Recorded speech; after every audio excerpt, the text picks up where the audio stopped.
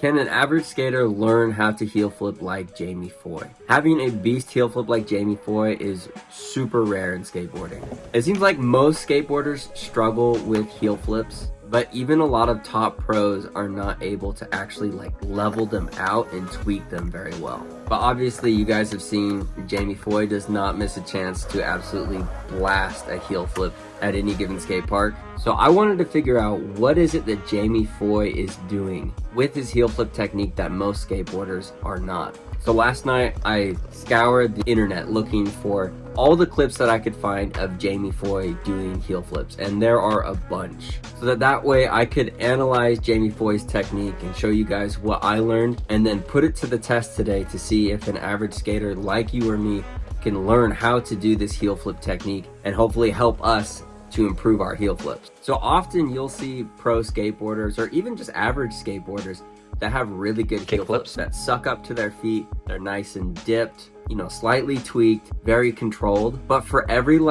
25 good kick flips that you see, you maybe see one good heel flip. It's really, really rare to find somebody that has an exceptional heel flip. And that's why I think Neen Williams has practically made a whole career out of just having a really nice dipped heel flip. But I think because heel flips look so similar to kick flips, and because the technique is so completely different, I think most people give up on heel flips, or at least give up on trying to make them look nice, just because it's like, what's the point? It's already so similar to kick flips, but then the kick flip technique doesn't translate. So most people just kind of settle and make peace with having slightly rocketed, just okay heel flip. But personally, because it's more rare, I love seeing a proper tweaked heel flip way more than I like seeing a proper kick flip. So today, let's try and dive into Jamie Foy's technique and figure out what he's doing and see if we can uncover some techniques that can help us with our heel flips. So I guess the question is how does Jamie Foy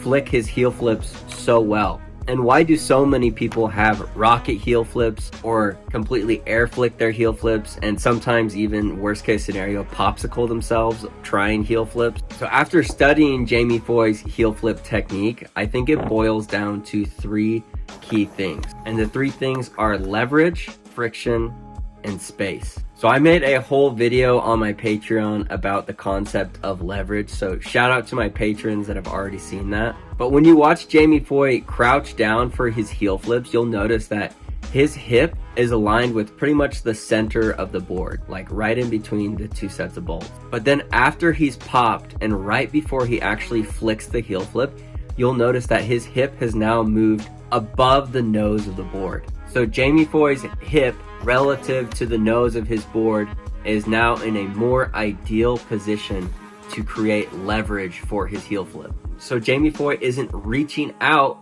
to try and kick his nose. He brings his nose right underneath him, because by flicking directly underneath his body, he has more leverage. Whereas the farther he flicks away from his body, the further the point of contact is away from his body, the less leverage he's going to have. So how does Jamie Foy put the board in the ideal position of leverage to be able to flick his heel flips so powerfully? So I think there's two ways that you can look at this. You can either say that Jamie Foy is jumping ahead, like jumping towards his nose to get his hip to move from the center of the board to his hip being over his nose. Or you can say that Jamie Foy, as he pops, is pushing the tail backwards, which then pulls the nose back underneath his hip. Honestly, it could just be a combination of those two things, or maybe I'm just describing the same thing two different ways. But what's important is that as Jamie Foy is popping his heel flips, his goal is to get the nose of his board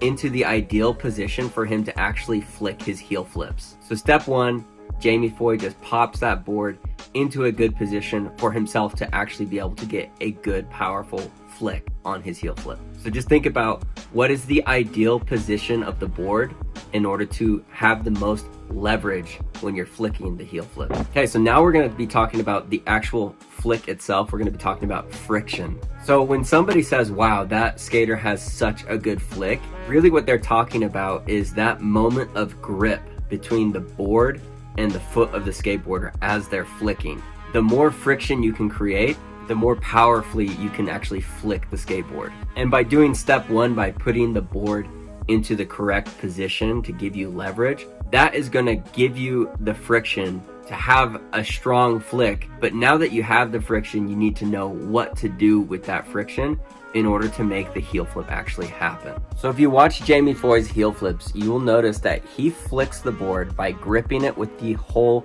side of his foot, starting with his pinky toe and then finishing with the heel. A lot of skaters just try to flick this trick with the heel of their shoe, but it's really hard to create a lot of friction that way. And so by Jamie Foy using the whole side of his foot, by sliding his foot from his pinky toe back to his heel off the corner of the board, this creates more friction for Jamie Foy, so he has an easier time actually leveling out and dipping his heel flips than somebody that's just trying to flick it with only their heel. So now that Jamie Foy has all of this friction, I want you to pay attention to the direction of his flick. So Jamie Foy's heel flip flick is directed way more to the side than a kick flip would be. So kick flips, you can pretty much flick straight through the nose with a little bit of an angle. If you watch Jamie Foy's heel flip, it's way more diagonal and way more flicked out to the side of the board towards his toe edge. Again, really, this is just a byproduct of him using his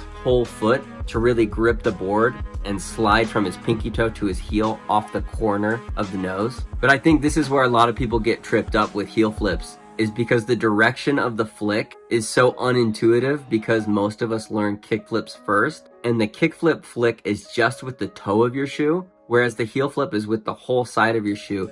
And so you have to relearn a completely new way of flicking, where you're flicking more to the side using the whole side of your foot rather than just your toe. So one more time, just watch Jamie Foy's foot, how he slides the whole side of his shoe off that corner of the nose, and watch how that sucks the board up into the air. So now Jamie Foy has given himself leverage by popping the board and positioning the nose underneath his leading hip. Then he's used friction along the whole side of his foot to pull that board up in the air. The third and final key is space. So in order for a heel flip to go high up into the air, watch how Jamie Foy creates space between the ground and his feet for the board to actually come up into the air. A lot of this has to do with Jamie Foy actually just jumping as high as he can. But once you've maxed out your jumping ability, notice Jamie Foy's technique of lifting his back foot and tucking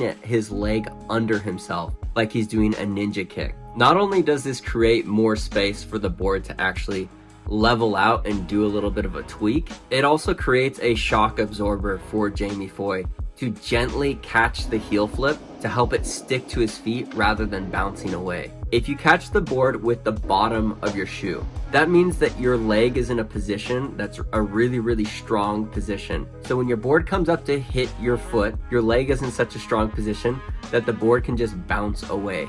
But by curling his leg sideways, it creates a softer position for the board to actually hit his foot. So rather than the board bouncing away, the board gets cushioned and then is able to stick to his back foot way better than if he had just tucked his knees and kept his foot straight up and down. So I mean, in theory, this all sounds good, right? Pop the board into a strong position of leverage, use the friction to then flick diagonally with the whole side of your foot to create that heel flip rotation and to level out the board, and then tuck your back knee to create space for the board to come up and suck up to your feet. But I guess the question is can an average skater like you or me actually learn how to do this technique to improve our heel flip? So let's go to the skate park. I'm gonna find something that I can heel flip over that's gonna push my limits a little bit, and then we're gonna practice getting that leverage, friction, and creating that space. Try and have a Jamie Foy type heel flip. So I brought this bucket to the skate park as a way to force myself to put Jamie Foy's techniques into practice. At first I was trying to get used to ollieing over the bucket and feeling out the timing, and then I figured I should kick flip it first before to build my confidence. I landed the first one second try, but I didn't like how it felt, so I kept trying and never really got one that I was totally satisfied with. But after landing a few kick flips, I stopped to make sure I'd save my energy